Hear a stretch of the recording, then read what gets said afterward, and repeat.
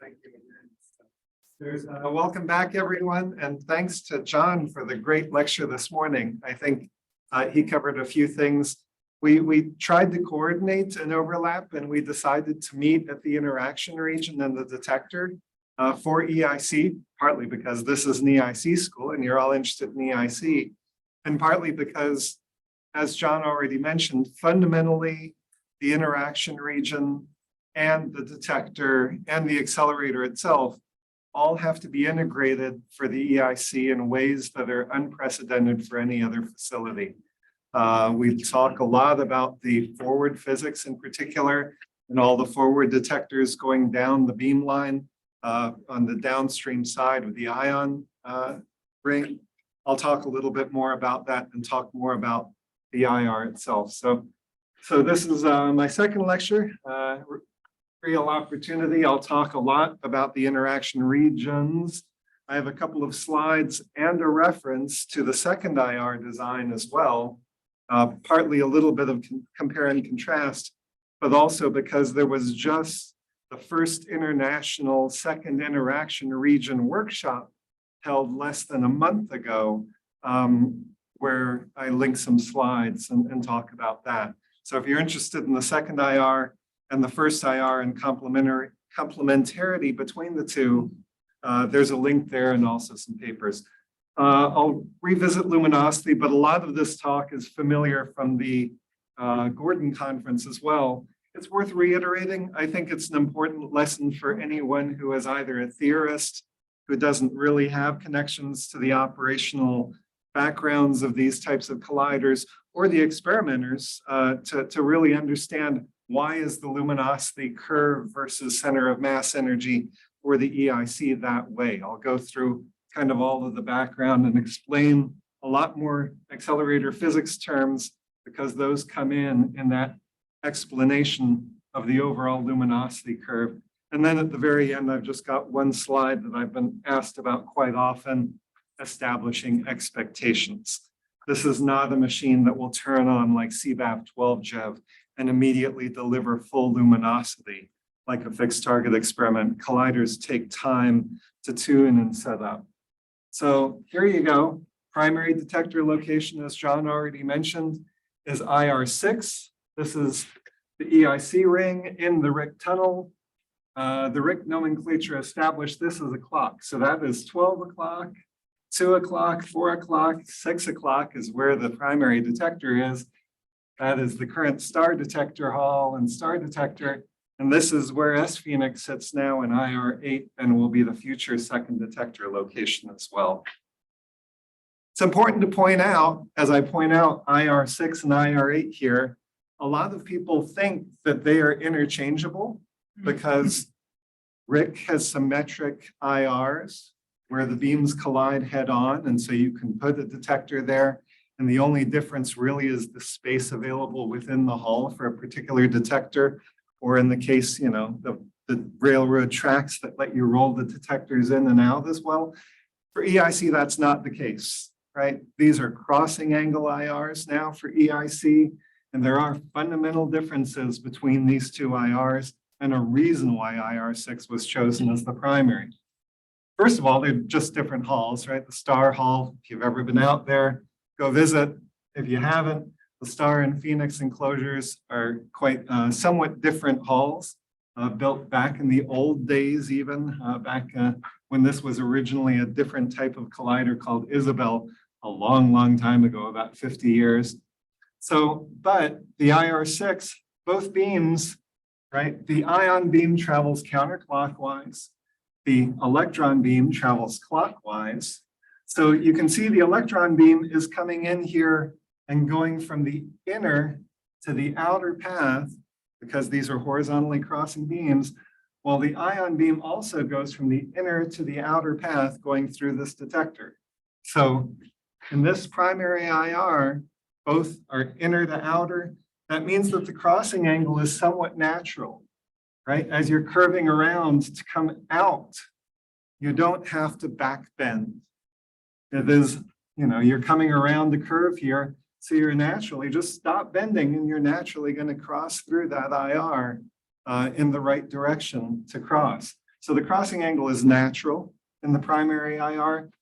It also means, it implies that if you want to incorporate a secondary focus for downstream tagging, which we'll talk about later on for the second IR, and I know some of you are very interested in it, it is somewhat unnatural. You do not really have the natural space and room, since once you're through the IR and then the downstream side, you have to bend back into the arc pretty aggressively in here, and there's not naturally enough space, really enough geometry in the existing RIC tunnel to put that secondary focus in the primary detector location. So it makes it easier to cross, harder to put in the secondary focus, pretty much impossible for that primary IR. The other advantage is that because you don't have to bend that much, and in fact, you're back bending a little bit here in this diagram, as the electrons come in, there is less upstream synchrotron radiation coming from the electrons coming into the IR for that cross. The opposite arguments apply for IRA. You can see here from this diagram, it's actually outer to inner, right? The hadrons come in from the outer and cross to the inner. The electrons come in from the outer and cross to the inner there. So because you have that geometry for IRA, the crossing angle means that you actually have to bend a little bit more aggressively. And it also means that with the hadrons, at least, you kind of have that natural straightening through the path where you don't need that extra bending past the IR, and therefore you can incorporate something like a secondary focus. One compromise, of course, is because these electrons have to kind of bend aggressively to get that crossing angle in the detector, you have to worry a little more about all the synchrotron radiation issues in the second IR. So keep in mind for the future, off project, on project, as John mentioned, but these are not identical IRs. There are some fundamental design differences. So here's the primary IR. You've seen it before. Many of you know this picture well. It's evolved a lot over time.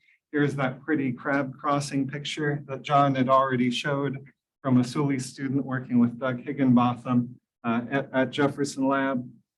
Be aware of the scales, right? This is plus or minus 50 meters.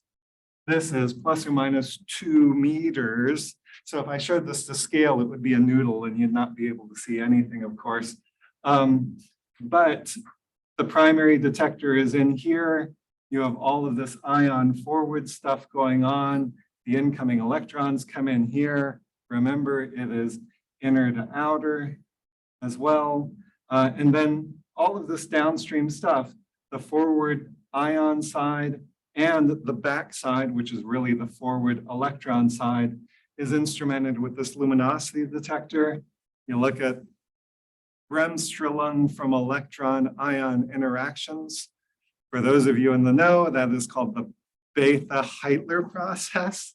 And you have this luminosity detector that we use that is very important to us accelerator people as well, because we want to give you luminosity and we really count on that luminosity detector working. So this is one of the primary interfaces between the detector people who care about it and the accelerator people who are tuning to it and care about it to make sure we all agree what the luminosity is. And then, of course, here are all of your ion detectors and all of your ion magnets as well. You can see this is very crowded, right? You want to put, as I talked about yesterday, all of your focusing as close as you can to the experiment because you're trying to make the smallest beams possible for the highest luminosity. You also, because you're tagging things and you need momentum resolution, you also want dipoles for spectrometers, which we mentioned yesterday as well, as close as possible to the downstream part of the ion beam. So the spectrometer magnet B0PF, the forward spectrometer, is literally right there to separate out the primary beam from some scattered particles with slightly different momenta as well. And then downstream here are all of your halo detectors that are these Roman pots that you might know about that detect scattered particles that have slightly larger transverse momentum, PT. There's a lot of tension in these magnet requirements because they are so tightly together. I'll have a slide on the magnets later on. The one other thing that I like mentioning here that is worth pointing out because it's not obvious to non-accelerator people. Another term that I didn't mention yesterday but is relevant is chromaticity. If you think about optics and you've ever played with optics and you look at chromatic aberration, right? You see little rings of color around various things if a lens is not perfect because different energy light, different energy particles bend slightly differently in the same lenses. That effect is also in magnets for us in accelerator physics. And the beam that we give you is not monochromatic. It has a variety of momenta, otherwise known as momentum spread. That spread implies slightly different focusing for those slightly different momentum particles in the beam, and therefore it kind of blurs things a little bit in the interaction region and alters the optics depending on particle energy. So let's focus on some of this. There was just also, hot off the presses, at the International Particle Accelerator Conference for 2023 last month. The pre-press proceedings just came out, and they include a paper on the EIC primary interaction region design. So grab that paper, learn it, live it, love it. It's a 3-page short paper that has all kinds of details on this primary interaction region design as it currently stands. The main point I want to make for y'all is that I'm not going to go through every detail of this. I'm going to go through the most constrained part of the overall interaction region design from the accelerator people, which also happens to be the main interface that we already mentioned, and that is hadron forward, right? Hadron forward is by far the most constrained region of the accelerator, both from an accelerator design perspective and also because you want to tag those small, those small PT, those lightly interacting hadrons coming oriented forward at least. So there are 3 things you can see in this picture, right? That purple one is the easiest because it doesn't bend. It's just all straight lines from the IP. That is the 0-degree calorimeter cone, all about your neutrons. And that is a 4 milliradian neutron cone coming out of scattering up here. So here's your neutrals detector, your 0-degree calorimeter. And the calorimeter is what you need to detect neutrals, of course, right? Stop them, measure their energy.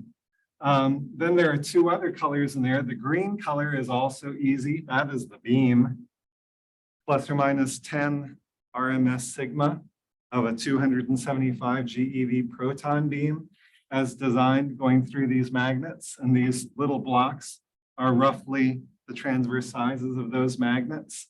And then you also want to have some acceptance for PT. This is 1.3 GeV per C transverse momentum cone, which now separates out from the primary beam itself and hopefully hits some of your Oman pots downstream, right?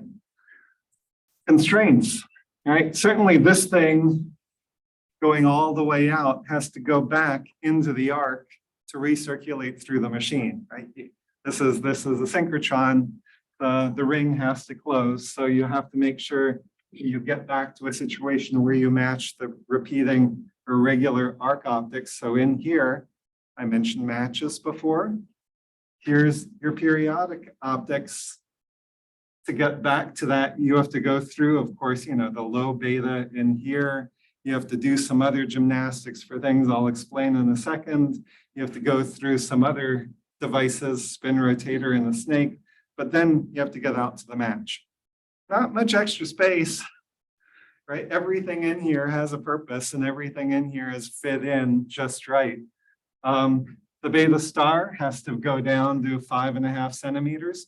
If you look at this picture, remember when I talked about that hyperbolic free space evolution of this beta function here? You can run the math of S squared over beta star, and in just under 10 meters, you get up to about 1,200 meters. So the beam size is blowing up here. Let's see, that is 1/20th of a meter, right? So that is 12,000. the beam size is blowing up by a factor of square root of 12,000 between the interaction point and being in this magnet in 8 meters. That's how fast the beam is diverging and how tightly it's focused.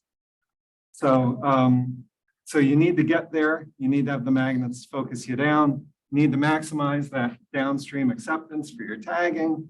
You need to minimize the fringe fields on the ESR. The ESR is right next to this, right? You look at the previous picture, the electrons are here, and the electrons are wimpy little light mass things that will get disturbed if you have fringe fields from these huge magnets for the bowling ball protons running around.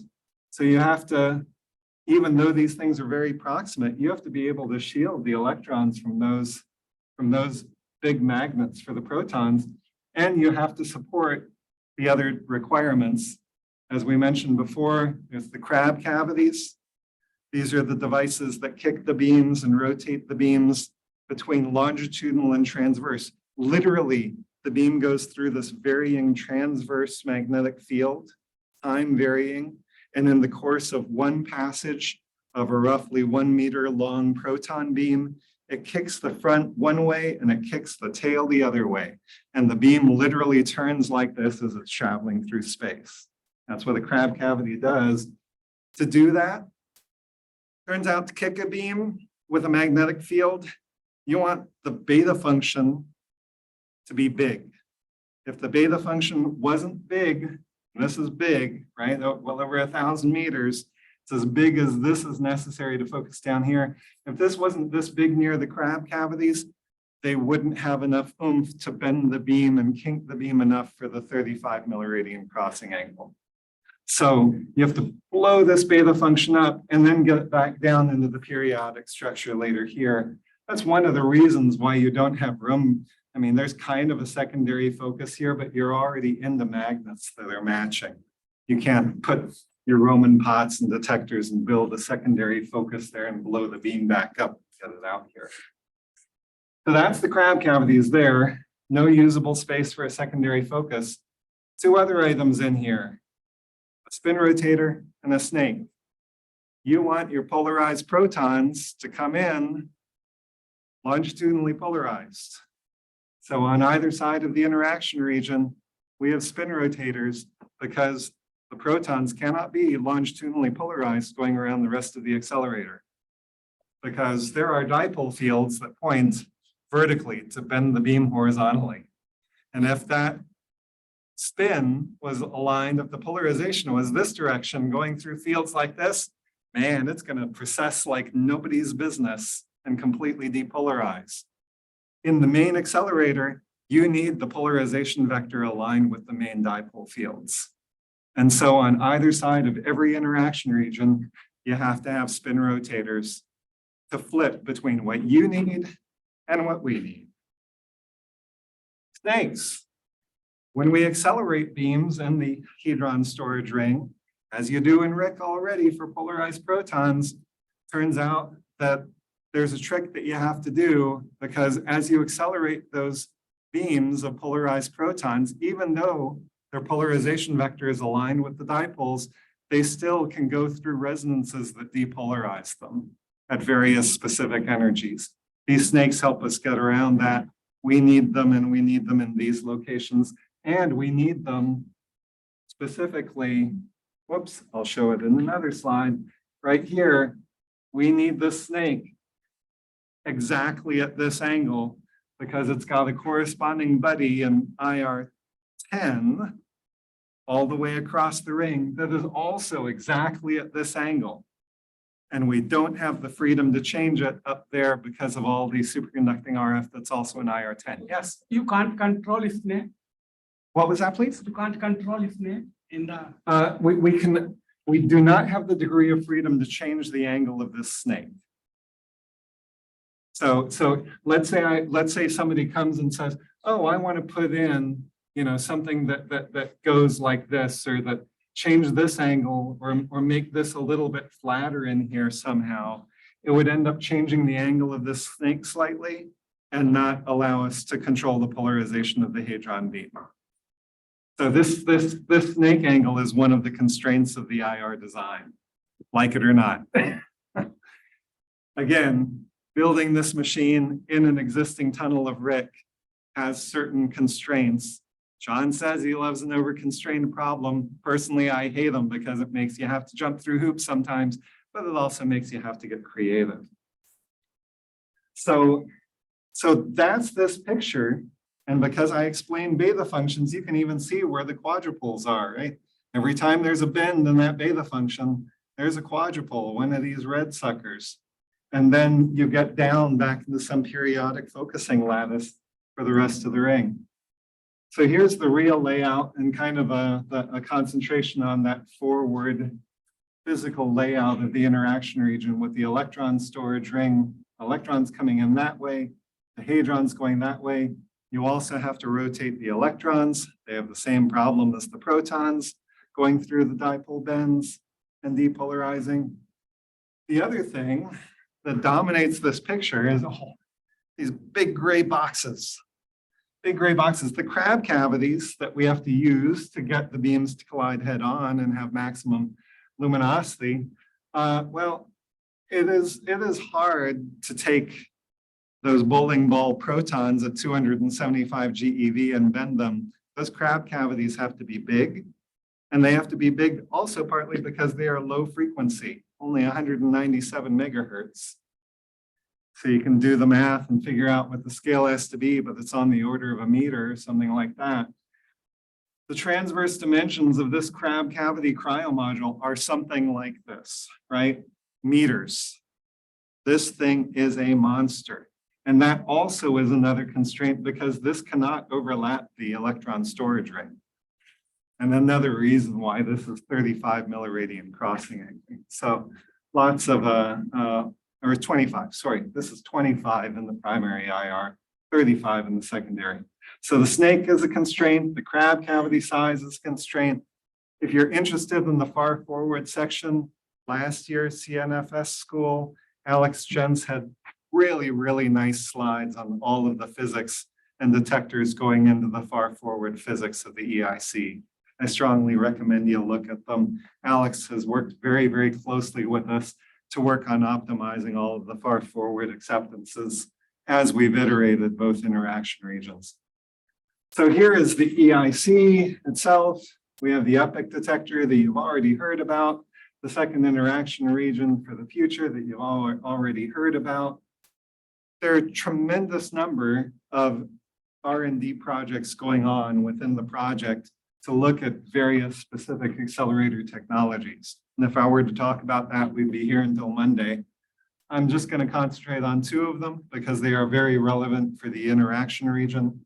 A third that John alluded to and mentioned is the interaction region vacuum chamber, which again, we have to worry about gas desorption. We have to worry about the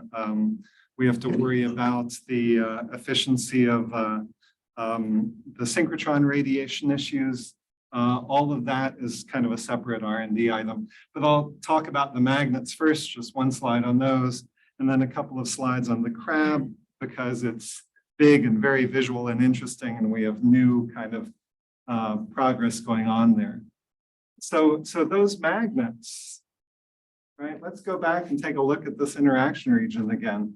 These magnets, you know, this is half, every tick is half a meter.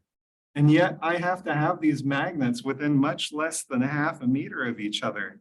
I can't make separate magnets and cryostats because these things are superconducting. I have to put all of these magnets in individual single cryostats and build them together for this thing to work, even vaguely remotely. So here are some pictures of the rear side and the forward side superconducting magnets for the interaction region. You can see here already we've done all sorts of optimizations. Here's the crossing angle. You can see the electrons, you can see the protons. You can see that we have to wrap around individual conductors and superconducting structures around each of these separate beams to control those independently and not have the magnetic field for the protons interact with the electrons and vice versa, and put those all in one big cryo module. The other thing that is critical in here to point out is that as they separate out, that cryo module kind of becomes bigger and bigger. You're not making one just big cryo module. We're actually building all three of these together and then essentially combining them into one large cryo module at the end. That's on the rear side. That's the easy side. And that's already an unprecedented set of magnets, because there are multiple magnets in there. This is the forward side, and it's hard to see. Maybe should have put this on a separate slide, but now you can see individual magnets on the forward side for the incoming electrons, the outgoing hadrons. You also have the spectrometer magnet here that has the electron beam and the proton beam very close together. And yet you also want a very large dipole field on the spectrometer magnet for momentum separation coming out of the collisions right next to the interaction region. So you can see in here, it's a little hard to see in this diagram, you can see there's a structure in here that is red and orange that essentially isolates these two individual beam lines that are less than, about 10 centimeters apart at this point in the machine. And on one of those is about 3 Tesla of field, and on one of those is about 0 Tesla of field. Good luck, that's a tight little living space. And you've got to build a superconducting magnet that will handle all of this within a cryo module that can support 2K or 4K, depending on where you're running. I think these will probably run around 4K. So in any event, the magnet R&D, completely separate talk. It's world-class, sufficiently so that it requires its own R&D program. Those crab cavities. So how do I build a resonator that has, remember, all of my old RF cavities were electric field oscillators primarily, because electric field is what you use to accelerate or decelerate beams. Now what I want is I want to design something whose primary mode is a transverse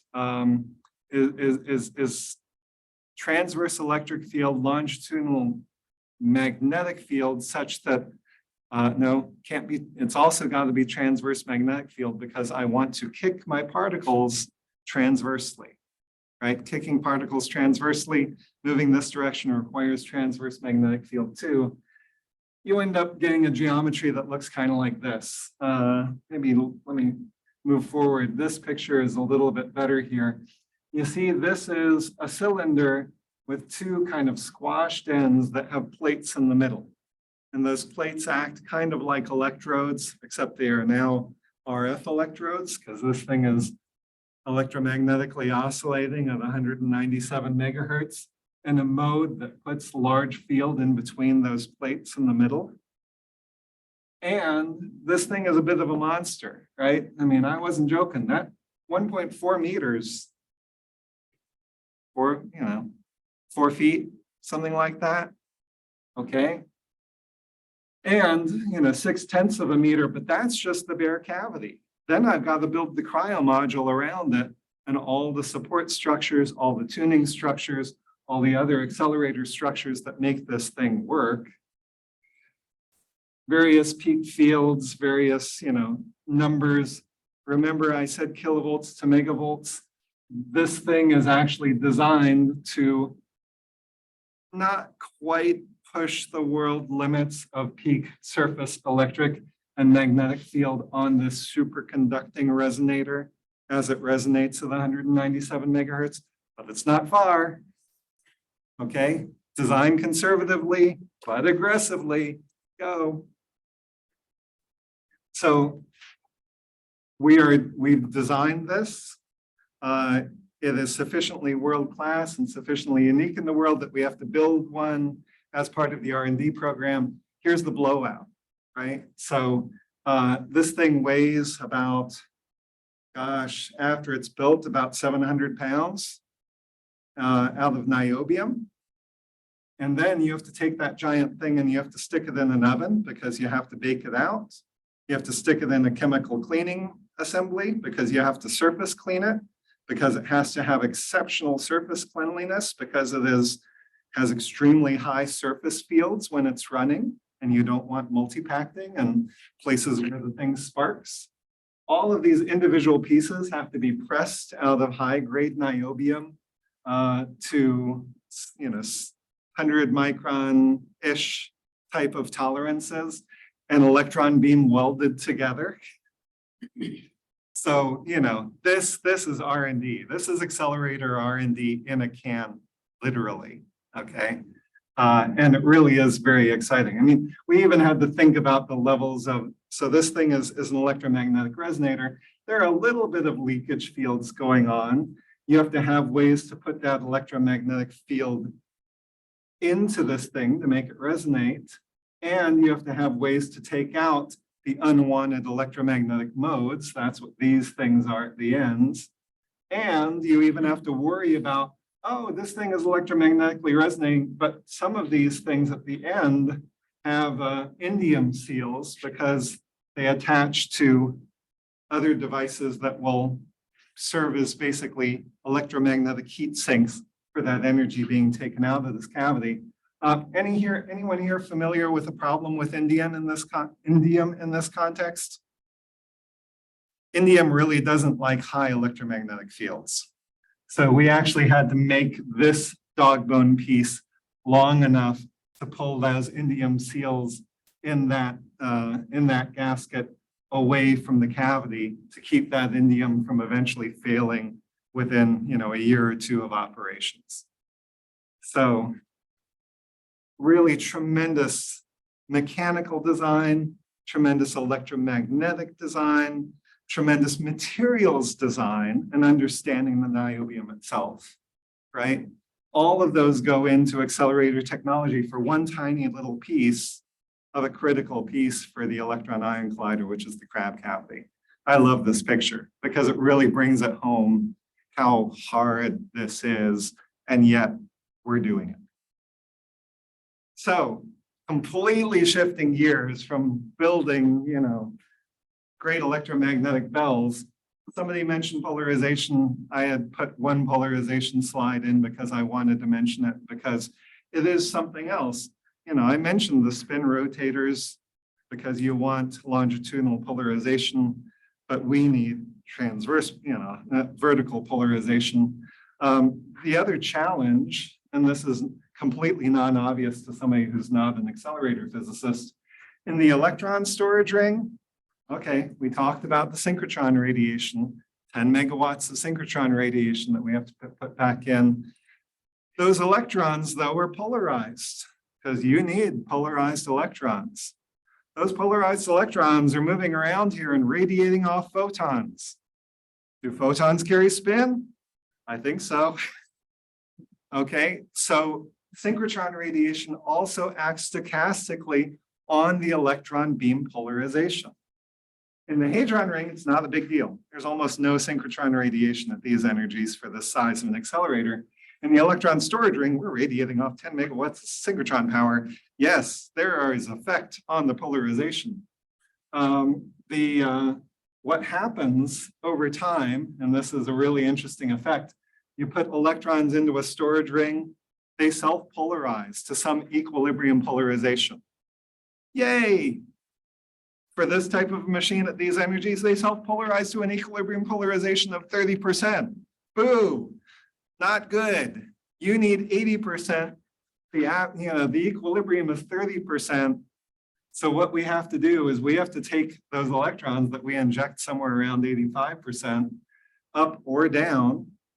Curiously enough, because of quantum mechanics and stuff like that, turns out that there is even an asymmetry.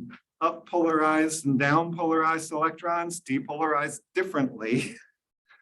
So you have to refill, take those electron bunches that have been in the machine a long time and start to depolarize, kick them out and kick a new fresh, highly polarized bunch back in. And we have to do that fast enough to give you your average polarization in the electron beam of 80%. And we have to do this, well, how fast do you have to do it? Math. We have to replace each bunch about every few minutes. Math. That means that we are running the rapid cycling synchrotron constantly because we are replacing bunches, you know, there are 1,160 bunches every few minutes, means we're replacing a bunch every second or so. And what's happening literally is we have a kicker that as the bad bunch comes by, that kicker turns on, a new bunch that's highly polarized is coming in, the bad bunch is coming along, and both of them get kicked in a way that the good bunch comes in and continues merrily on while the bad bunch comes in and gets kicked out. And we have to do that without giving you bad backgrounds because we're doing it constantly. Good luck. Okay, so this is something that you should be aware of as future experimenters, because this is something that's going to take us a while to really get working sufficiently that we can understand how to do this cleanly enough that it's basically invisible to the detector people. But it's the only way that we can maintain the polarization, average polarization, high enough for the physics of EIC. So there's somebody asked about IR8. Somebody may have even mentioned second detector, right? The future detector here. This is a link to that workshop that was just last month, the first second detector workshop, and a link to an IR8 talk given by Randika Gamaj, my former student and now my colleague who was in charge of this design, along with Alex Jens and others as well. So this is IR8 now, as opposed to IR6. You can see outer to inner, outer to inner, right? This is outer to inner for hadrons. This is outer to inner for electrons. In IR8, it's a 35 milliradian crossing angle. John mentioned there is even some advantage to doing that. On the other hand, this does swing out quite a bit, and we are taking a look at what it would take to make this 25 milliradians like the primary instead of 35 as an option. All of this is completely preliminary design. The only thing we have to do on the project is design this sufficiently that the machine can support it. And you can see, you know, lots and lots of tight magnets as before, huge crab cavities as before, you know, sufficiently large that they even start to impinge on each other. Geometric constraints of being able to match back out into the interaction region. Geometric constraint of putting a snake there with the proper angle to match another snake in IR2 immediately across the rings where all of the electron cooling will take place. And I'm not even going to talk about the electron cooling in this. Lots and lots of constraints. Spin rotators for the hadron storage ring, as well as the crab cavities for, you know, both rings as well, right? It's its own beast. It is different fundamentally from the primary interaction region. But one thing that it can accommodate because of this outer to inner that doesn't require such a jog from the hadrons is it can accommodate a secondary focus in there. And I'll mention something about the secondary focus. You've learned how to read these pictures now, right? Beta functions, square root of the beam size in kilometers, you know, going up to 1.5 kilometers or so. These are magnets, the red things are dipoles, the blue things are quadrupoles.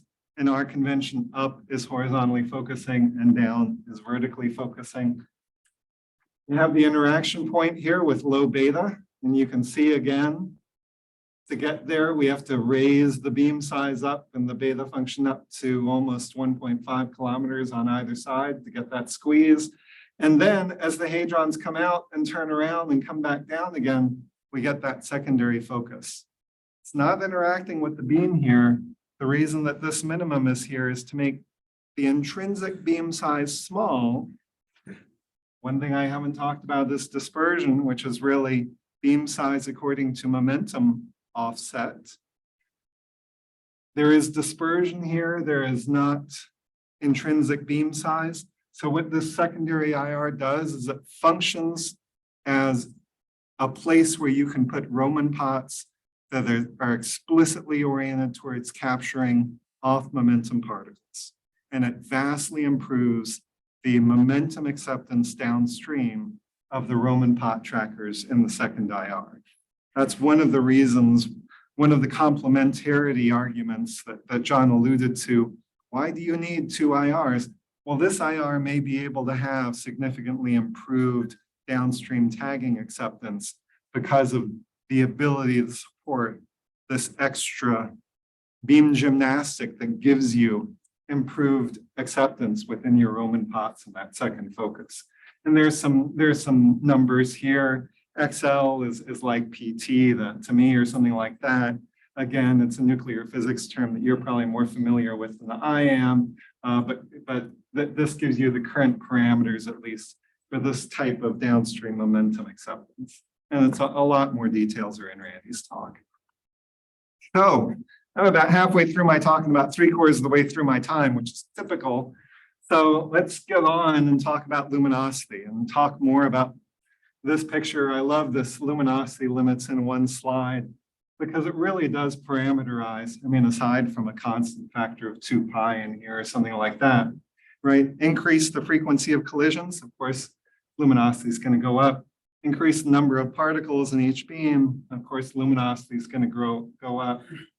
Decrease the beam size. Of course, luminosity is going to go up. So really, the luminosity does scale linearly or inverse linearly with all of those parameters at the interaction point. Every one of these is both separately and collectively optimized within the EIC. And I even list kind of some of the fundamental limitations for each one of those. The collision frequency is limited a lot by kicker rise times, by technology of the ability to space bunches a certain amount of time apart. Particles per bunch, you can only put so many particles in such a small living space and not have them blow themselves up. And there are other instabilities that I won't go into or belabor. And then, of course, focus the beams. We've already talked a lot about the IR focusing and the magnets. I mentioned those chromatic effects. I have not mentioned things like emittance growth for the hadron beams as well. So I'll go into a little bit of that. We talked about the interaction region. This is just a little reminder of that in the context of talking about the luminosity, because now I have to point out another fundamental difference. I already talked about fundamental differences between IR6 and IR8. We've already kind of alluded to fundamental differences between hadrons and electrons. Certainly, charge to mass ratio, bowling balls versus BBs. Smaller, electrons you can bend more easily. So a lot of the magnets and a lot of the crab cavities are not really technology drivers. Those are technology drivers for the bowling ball hadrons that we also have to bend similarly. So we need superconducting magnets instead of normal conducting magnets for the electrons. I already mentioned the polarization time dependence for the electrons because of the synchrotron radiation, which really dominates the electron beam dynamics. And then the hadrons don't have any synchrotron radiation, so they don't really have both the problems and the benefits of synchrotron radiation. One of the great things about synchrotron radiation, well, bad things, backgrounds, bad things, energy being blown off and by as photons all over the machine. Good thing, damping. Okay, in the process of stochastically radiating, the electron beam naturally has a natural size and phase space that it kind of automatically damps to. Hadrons don't have that. You disturb a hadron beam, you come along and kick a hadron beam, it remembers that insult forever. Its emittance grows, it reduces your luminosity. And there are various processes that naturally add noise to the hadrons and grow their emittance and decrease your luminosity over time. I won't go into some more of these horrible details, but I will point out one other implication of the synchrotron radiation versus no synchrotron radiation thing. Synchrotron radiation is because of acceleration. The electrons are only being accelerated radially in one plane, horizontally. So they are really only emitting synchrotron radiation in a fan that is horizontal. That means that their horizontal beam size sees all of this noise and their vertical beam size or emittance does not. Electron beams evolved to become ribbons, flat ribbons in the plane of bending. And that's what you see at Super CTEQ, that's what you see at light sources, that's what you see everywhere there is an electron synchrotron of significant energy. Electrons want to be flat. Hadrons don't have that. Hadrons want to be round. They're naturally coupled a lot of the time because of these magnet issues. They come out of their sources naturally round because there are no biases between horizontal and vertical. So what does that imply for our limitations on luminosity? Well, horizontal size, vertical size, okay, let's work it through. The electrons are flat, the hadrons are round. If I collide a flat beam with a round beam, are they going to overlap fully? Oh. I want to make the beam sizes the same at the interaction point. However, an electron beam and a hadron beam do not naturally want to be the same shape. How do I get the luminosity in the EIC to be maximum? In a perfect world, I would take this hadron beam and I would squish it. That is very hard to do. Remember, hadron beams are bowling balls. They are hard to manipulate. So, and it is very, very hard, unbelievably hard to take a hadron beam and try and make it this flat and collide it at your interaction point. So, and it is kind of not quite as hard, but pretty hard to make an electron beam this round. And by making this electron beam this round, I'm kind of giving up some of that small beam size that I want for your high luminosity. So what I have to do is I have to end up finding a compromise. And that's what we did in the IC optimization. We ended up, this is naturally about 200 to 1. This is naturally about 100 to 1. We open this up a little bit. We squish this a little bit. And our design currently has a transverse aspect ratio at the collision point of ovals, about 10 to 1-ish, 11 to 1-ish. Was there a question at all so far? So, okay. It's good to understand this because it is unlike any other collider in the world. So here's the luminosity curve for EIC from the CD1 conceptual design report right now. Parameters that go into that 10 to the 34th point up here at the center of mass energy, a little bit above 100 GeV at about 105 GeV. Lots of people ask, because it's not obvious, why is the luminosity low on both sides of the curve? And why does the luminosity curve have this overall shape? Why can't we do something with the beams to bring those up, and make this essentially flat throughout the entire energy range? So I'm here to help explain. One of the things I found out when doing research for the Gordon talk, and I still love, so everyone in accelerator land quotes luminosity in terms of inverse centimeters squared, inverse seconds, right? Rate at which you can hit a cross section, and inverse centimeters squared are like barns. It's literally a cross section. Turns out that you can convert that to a rate, kilohertz, inverse seconds, and in terms of barns.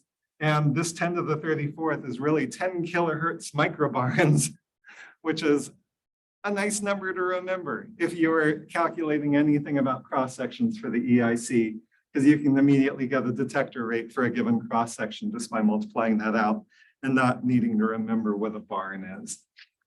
So what are these limitations? I'm going to start at the bottom. Starting at the bottom is the easiest. That is 5 GeV electrons on 41 GeV protons. I have to do some other gymnastics with the protons that I won't go into here. But mainly what's happening at low energy is space charge. Remember, these are intense bunches of charged particles moving around at relativistic speeds, but not completely In the case of the protons, they are not completely ultra relativistic, right? What, 41 GeV versus 900 MeV? That's not ultra relativistic. You're not getting boosted by gamma by thousands and tens of thousands. So those charged particle bunches, they naturally electrostatically repel in the particle's rest frame, in the beam's rest frame. And then you get some time dilation because now that thing is moving at the velocity appropriate for 41 GeV total energy.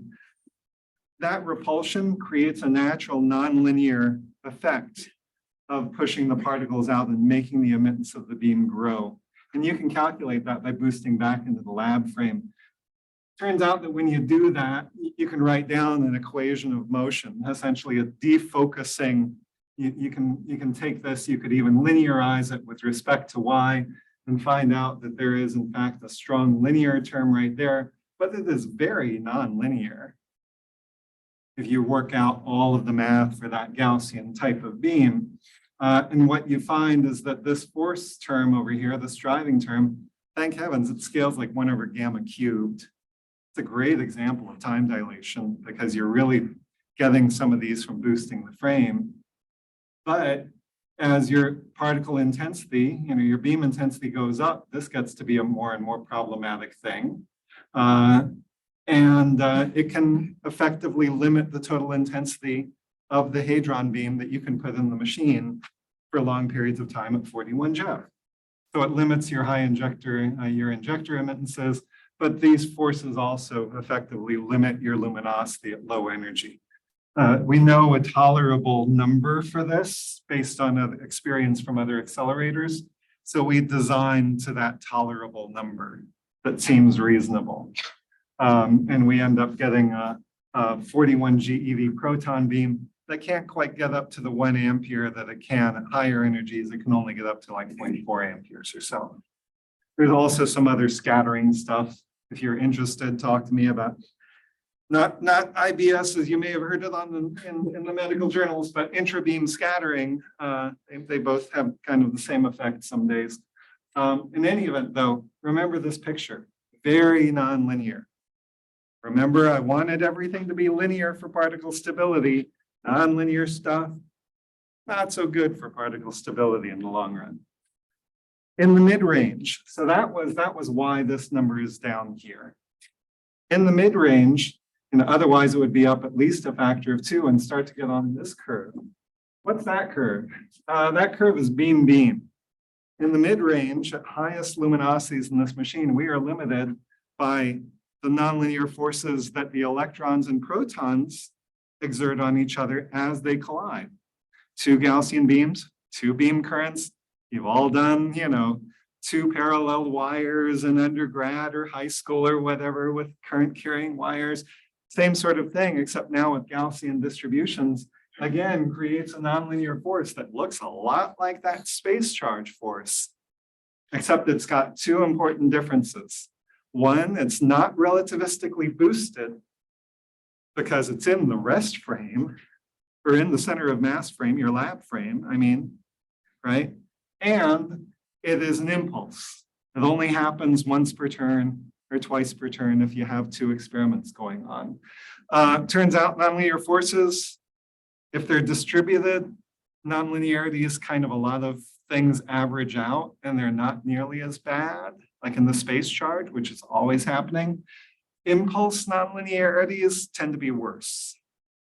So now this force applies only once per turn, but we know what this number is for this force that is tolerable and we designed to it.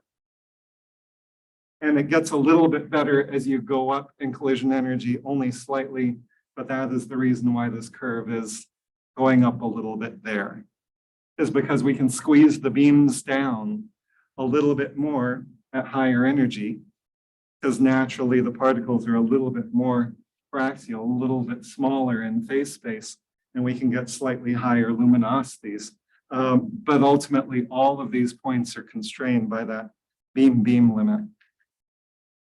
And then at the top end, right? So top end, this comes back down again.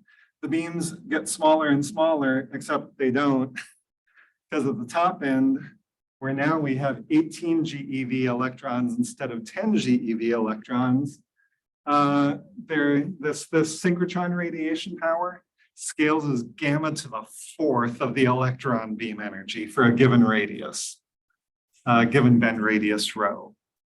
So we're not changing rho. We know how big the tunnel is, but our last resort to get higher center of mass energy is to raise the electron beam energy, because this scaling is so bad, right? Gamma to the fourth is just huge.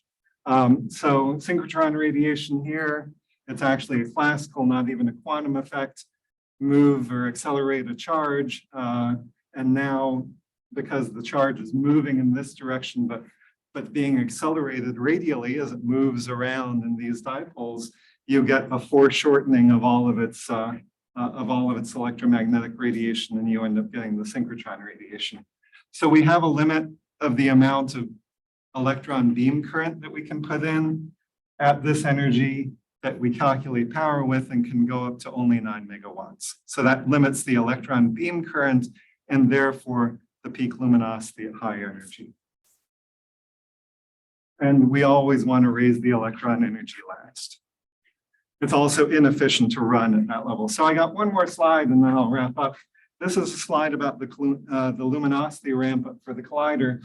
So it's important to emphasize, and I added some slides in the back of this. I gave a talk to Doug Higginbotham's EIC 930 meeting at JLab sometime, I think over a year ago now, after I had mentioned a certain paper to Doug, and he seemed very interested. The paper was this one from Vladimir Shultsev at Fermilab that actually looked at luminosity ramp up of the Tevatron and luminosity ramp up of the LHC, and tried to draw some conclusions about how one can project luminosity ramp up of future colliders. And there was all sorts of interesting stuff in there, including a nice parameterization about something that he calls collider complexity. And it's very characteristic. It turns out you can look at this from the perspective of almost any collider that's ever run and commissioned before. You solve the low-hanging fruit problems first. The easy problems, the low complexity problems, give you great bounds in luminosity because you're figuring out easy things as you commission your facility. At some point, you run out of easy things to figure out. And many people look at the curve and go, hey, we're going to hit design luminosity in 2 years, or a year, or 6 months, or 2 days, or tomorrow, whatever you want to do, right? It's easy to extrapolate data.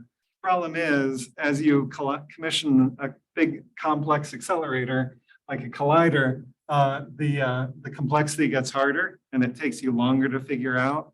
And then the complexity gets even harder and it takes longer to figure out.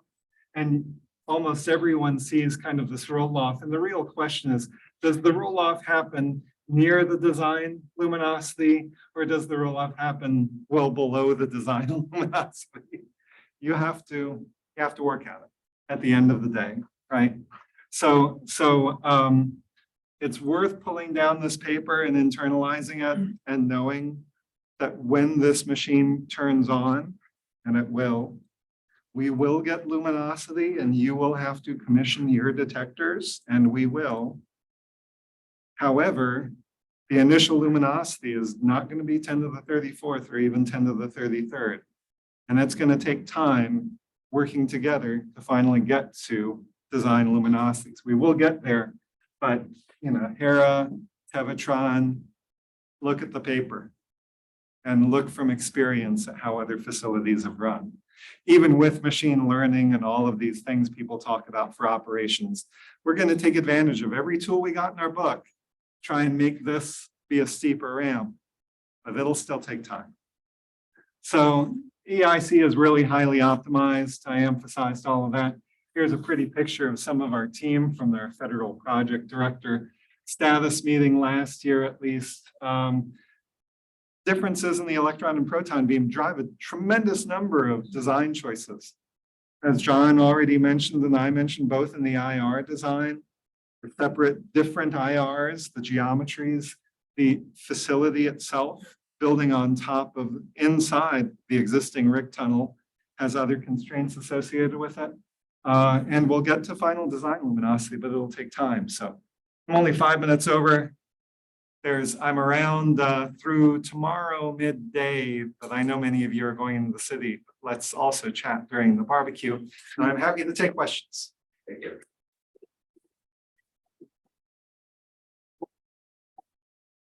Yes. On one of like the first slides, we're showing like an overview of the entire accelerator. There's like a part in the north part where it's like a 41 GeV hadron ring. Yeah. It's like, what's the purpose? Well, besides for that energy, like what does that do differently than the rest of the beam? So I mumbled through this slightly when I was talking about things later on. So the electrons are ultra relativistic. So their revolution period is pretty much constant regardless of their energy. The hadrons are not ultra relativistic. Their revolution period depends on their path length. Once you get down to 41 GeV, we actually can't move the hadrons radially enough to shorten their path length enough to have them have the same revolution time as the electrons in collider return, unless we put them through a bypass. And in fact, we're using 1/6 of one of the other RIC rings there and setting things up so that we can have switch yards here. Can't do it in a day. We have to, do it during a down period. But if we're running at the lowest energy of the facility where we have to run the hadrons at 41 GeV, we have to run them through that line. Otherwise, they just don't have a chance to sync up with the electrons. So that's a good observing question. Did I answer it? Yeah, that makes Good. sense. Yes. One question I've had since the beginning here is why do we have separate electron acceleration rings and electron storage rings? Partly because if you were to so the electron acceleration ring is there mostly, almost entirely, because of the polarization problem. So if we were to just take the electrons and only have this one electron ring, inject into that, and then accelerate to top energy and collide, after 5 minutes, your polarization would be gone and we'd have to cycle everything again, right? And that would not be terribly efficient. Doing this RCS of being able to constantly inject, like a light source. Light sources also do this. They run their electron storage rings at constant energy, and then they have another injection complex, including a booster, that injects full energy into the electron storage ring. And then they can do something called top up, because they're losing a bit of electrons to synchrotron radiation and something called 2-Shek. Over the course of time, their intensity goes down and their light intensity goes down with it. But they can dribble in new electrons at the right energy and keep the total electron beam current roughly constant. That's also what we want to do here. And we wouldn't have that opportunity if there was just an electron accelerator synchrotron or the collider ring along, and no full energy injected. So that's the primary motivation. Okay, thank you. Sure. Yes. This is kind of related to one of the first questions. So we are going to be preserving essentially both of the RIC rings, or in some cases. In some cases, there part of the challenge is there's not, where are you going to put a few hundred superconducting magnets? There's nobody else that's taking them right now. The natural storage place is in the RIC ring. They are in situ spares if something fails in the HSR. We've got all kinds of spares sitting right there, and all you have to do is open up the end connects, undo the superconducting buses, toss it back in, and keep on going. That's a lot easier said than done. Right now, also decommissioning and deinstalling a bunch of the existing RIC infrastructure costs money. We're already kind of at the budget limits. We don't want to spend extra money doing stuff that's not necessary. So we are going to refurbish and move around a bunch of the RIC magnets, particularly in the interaction regions where a lot of the new stuff is happening. But in the arcs, it's going to look a lot like RIC, except with some new beam lines from the ESR and the RCS cluttering up the aisles. barely actually going to fit everything because I looked some photos because I've been to recurring. There is not actually that much space, right? There's not a ton of space, but shockingly enough, right now it all fits. That was a major effort over the past couple of years, is to make sure that the existing, that the rig tunnel itself can support all of these different rings. And in fact, what we had to do, there is some particularly tight areas up in here around IR12 to IR1 and IR2. There's, because of that tightness, we actually took the entire electron storage ring and we tilted it slightly. About, I forget the number, but it's something, it's a few milliradians. So it is higher, the electron storage ring is higher over there and lower over here. And it's higher over here to permit, to avoid some interaction with the rapid cycling synchrotron in that region as well. And also to provide area for this injection from the electron source into the RCS. So it's a tight fit at the level of doing crazy stuff. Because now your electron storage ring is like this and your hadron storage ring is like this. And we're colliding both beams together, okay? And people might say, oh, does that rotate the electron ring?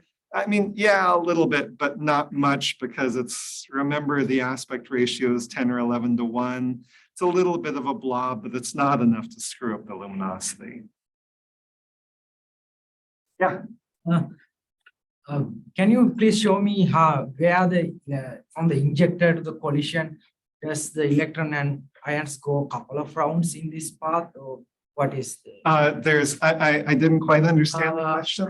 I like to see from injector to the collision, how does the Sure. electron go and how does the ion? So I mean, the electron, the polarized electron source is going to be located in the stub tunnel at 12 o'clock inside the ring. So here is where the polarized electrons start their journey, and they go through some linear accelerator, some other RF. They have to turn around in there.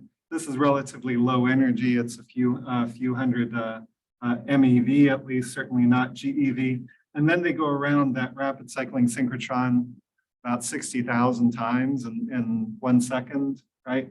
Up to top energy and get transferred over into the electron storage ring. So we take many cycles of that to fill up the electron storage ring here, but only after the hadrons are already at top energy. The hadrons run a program that is very, very similar to RIC right now. The hadrons, you don't see it down here, but down here is an injector called EBIS, the electron beam ion source, that is a source for heavy ions. There is also another polarized proton source called OPUS, optically pumped polarized ion source, as well for the polarized ions. So those start here, go through another 400 MeV linear accelerator into a synchrotron called the booster. From the booster, they get transferred into the AGS, the alternating gradient synchrotron, and then eventually get transferred down this long beam line into the HSR. Now, you have to fill up the hadron storage ring with bunches at injection energy. And then the hadron storage ring, like the question before, has to accelerate those hadrons to collision energy. All that time, the electrons are sitting idle. You can't do that while electrons are in this ring because the two beams will see each other, and as the hadrons are accelerating, the revolution frequency is changing, and they'd see the electrons coming at them and get modulated from multiple electron interactions, and oh hell, you know, cats and dogs would live together. Bad things would happen, right? So you fill and accelerate the hadrons. Once they're ready, then you fill the electron beam. Then you put the beams in the collision after some collimation, and you start a physics run. And then you say, now we're starting physics, yay. Measure the polarizations. There's polarimeters up here and down here. Then you start the electron, you keep the electron complex going because now you have to start replacing bunches to keep the polarization up. So that's kind of a short version of the very complicated dance. I'm not sure I answered your question, but that's kind of the process of a EIC store. Is filled fill the hadron ring, accelerate the hadron ring, get the hadron ring ready, fill the electron ring, bring the beams into collision and go.